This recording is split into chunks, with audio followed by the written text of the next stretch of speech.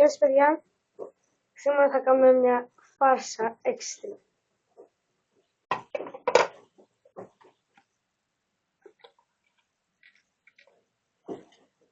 Εδώ μέσα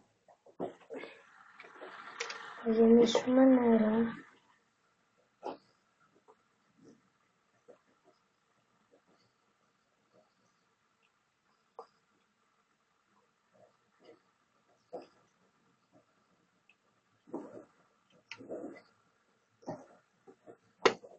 Ωραία.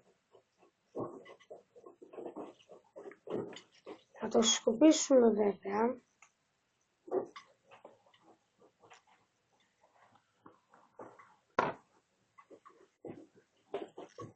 Και ετοιμάστε.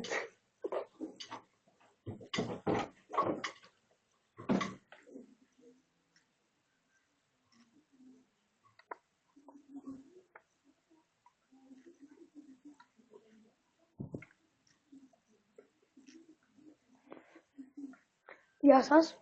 Εδώ είμαστε έξω στο μπαλκόνι.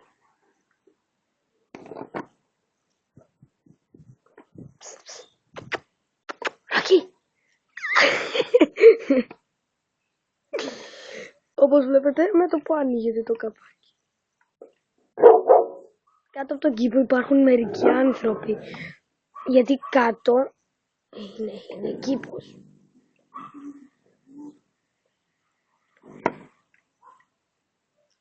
Και αν πετύχει τίποτα δεν μας νοιάζει εμάς. Όπως ο σκύλος μου.